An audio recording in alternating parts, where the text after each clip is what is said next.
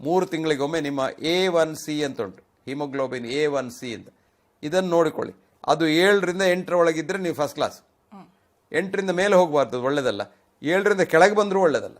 ಹಾಗಾಗಿ ತುಂಬ ಕೆಳಗೂ ಬರಬಾರ್ದು, ಮೇಲೂ ಹೋಗಬಾರ್ದು. ಕೆಲವು ಆಹಾರದಲ್ಲಿ ಸಕ್ಕರೆಯನ್ನು ಕಂಟ್ರೋಲ್ ಮಾಡಲಿಕ್ಕೆ ಆಗ್ತದೆ. ಒಂದು ಹಲಸಿನ ಕಾಯಿ, ಹಲಸಿನ ಹಣ್ಣಲ್ಲ, ಹಲಸಿನ ಕಾಯಿ. ಇನ್ನು ಕಂಚಲ ಅಂತ ನಾವು ಹೇಳ್ತೇವೆ, ಏನು ಅದಕ್ಕೆ ಹೇಳೋದು, ಏನು ಹೇಳ್ತೀರಾ, ಬಿಟ್ರೆ ಹಾಗಲಕಾಯಿ ಒಳ್ಳೆಯದು. ಮತ್ತು ಈವನ್ ಮಾವಿನ ಹಣ್ಣು, ನಿಮಗೆ ಸ್ವೀಟ್ನಲ್ಲಿ ತುಂಬ ಇಷ್ಟ ಇದ್ದರೆ ಮಾವಿನ ಹಣ್ಣಲ್ಲಿ ಒಂದು ಡಯಾಬಿಟೀಸ್ಗೆ ಮದ್ದುಂಟು. ಆದರೆ ಎಷ್ಟು ಮಾವಿನ ಹಣ್ಣು ತಿಂತೀರ ಅಂತ ಪ್ರಶ್ನೆ. 1-2 ಸಣ್ಣ ತುಂಡು ತಿನ್ಬೋದು, ಅದರಿಂದ ಒಳ್ಳೆಯದೇ ಉಂಟು. ಹಾಗಾಗಿ ಆದಷ್ಟು ಈ ಆಹಾರದಲ್ಲಿ ಕಂಟ್ರೋಲ್ ಮಾಡಿಕೊಳ್ಳಿ.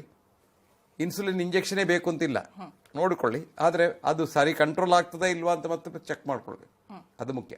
ಓಕೆ, ಹಾಗೆ ನೀವು ಅದೇ ವೀಟ್ ತಿಂದರೆ ಪ್ಯಾನ್ಕ್ರಿಯಾಸ್ ಡ್ಯಾಮೇಜ್ ಆಗುತ್ತೆ ಅಂತ ತಿಳ್ಕೊಂಡಿದ್ದಾರೆ. ಬಟ್ ಬಹಳಷ್ಟು ಜನ ಈಗಲೂ ಕೂಡ ಚಪಾತಿಯನ್ನು ತಿನ್ನುವಂಥದ್ದು, ವೀಟ್ ಸೇವನೆ ಮಾಡ್ತಾರೆ ಡಯಾಬಿಟಿಸ್ ಪೇಷಂಟ್ಸ್ಗಳು. ಗುಡ್, ಹೌದು. ಅದು ನನ್ನ ಅಭಿಪ್ರಾಯದಲ್ಲಿ ಎರಡು. ಈಗ ವೀಟ್ ತಿಂದರೆ ಪ್ಯಾಂಕ್ರಿಯಾಸಿಗೆ ಹಾಳು ಅಂತ ತುಂಬ ಆರ್ಟಿಕಲ್ಸ್ ಉಂಟು, ತುಂಬ ಪುರಾವೆಗಳುಂಟು. ಆದರೆ ಅದು ತಪ್ಪು ಅಂತ ಹೇಳುವ ಪುರಾವೆಗಳು ಈಗ ಹೊರಟಿವೆ.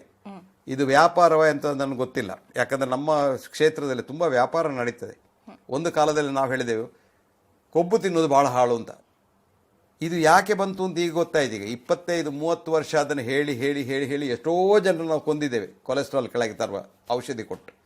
ಈಗ ನಮಗೇನು ಗೊತ್ತಾಗಿದೆ ಅಂದರೆ ಕೊಬ್ಬು ನಿಜವಾಗಿ ಹಾಳಲ್ಲ, ಕೊಬ್ಬು ಒಳ್ಳೆಯದು, ಕೊಬ್ಬಿಲ್ಲದ ಆಹಾರ ಸಾಧ್ಯನೇ ಇಲ್ಲ. ಈಗ ಹಾಗೆ ಪ್ಯಾಂಕ್ರೇಸು ಗೋಧಿ ತಿನ್ನುವುದರಿಂದ ಪ್ಯಾಂಕ್ರೇಸ್ ಹಾಳಾಗ್ತದೆ. ಯಾಕೆಂದರೆ ಗೋಧಿಯಲ್ಲಿ ಒಂದು ಗ್ಲೂಟೆನ್ ಅಂತ ಉಂಟು. ಈ ಗ್ಲೂಟೆನು ಪ್ಯಾಂಕ್ರೇಸ್ನ ಬೀಟಾ ಸೆಲ್ಸನ್ನು ಹಾಳು ಮಾಡ್ತದೆ ಅಂತ ನಮಗೆ ಗೊತ್ತುಂಟು. ಆದರೆ ಅದು ಸರಿಯಲ್ಲ ಅಂತ ಹೇಳುವ ಆರ್ಟಿಕಲ್ಸು ಉಂಟೀಗ.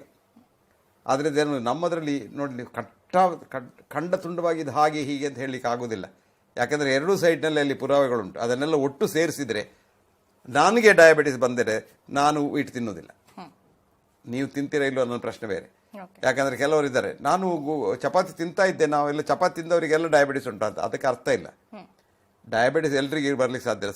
ಸಕ್ಕರೆ ಏನು ತಿಂತಾರೆ ಬೆಳಿಗ್ಗೆ ಸಂಜೆವರೆಗೆ, ಅವರಿಗೇನು ಡಯಾಬಿಟಿಸ್ ಬರೋದಿಲ್ಲ. ಅದರ ಅರ್ಥ ಸಕ್ಕರೆ ಒಳ್ಳೆಯದು ಅಂತಲ್ಲ. ಸೊ ಅವರು ಏನು ಹೇಳಿದ್ದಾರೆ, ಗೋಧಿ ತಿನ್ನೋದಿಲ್ಲ, ನವಣೆ, ಸಜ್ಜೆ, ರಾಗಿ, ಜೋಳ ಬಹಳ ಒಳ್ಳೆಯದು, ರಾಗಿ ಒಳ್ಳೆಯದು, ಇದನ್ನು ತೆಕ್ಕೊಂಡ್ರೆ ಒಳ್ಳೆಯದು, ಏನಾದರೂ ತೊಂದರೆ ಇಲ್ಲ. ಅದಕ್ಕೂ ಈಗ ಒಂದು ಹೊಸ ಶುರುವಾಗಿದೆ. ಇದನ್ನೆಲ್ಲ ತೆಕ್ಕೊಂಡ್ರೆ ನಮಗೆ ಥೈರಾಯ್ಡ್ ಸರಿಯಾದ ಆಗ್ತದೆ ಅಂತ. ಅದು ನನ್ನ ಅಂದಾಜು ಅದು ಒಂದು ವ್ಯಾಪಾರ. ಎಲ್ಲದರಲ್ಲೂ ವ್ಯಾಪಾರ ದೃಷ್ಟಿ ನೋಡಬೇಕು ನಾವು ಸುಮ್ಮನೆ ಇದನ್ನು ನಂಬಾರ್ದು. ಕಂಡದ್ದನ್ನು ಕಣ್ಣಂತೆ ಕಂಡರೂ ಪರಾಂಬರಿಸಿ ನೋಡು ಅಂತ. ಅದನ್ನು ಪರಾಂಬರಿಸಿ ನೋಡಿದರೆ ಇದರಲ್ಲೆಲ್ಲ ಹುಳುಕುಂಟು.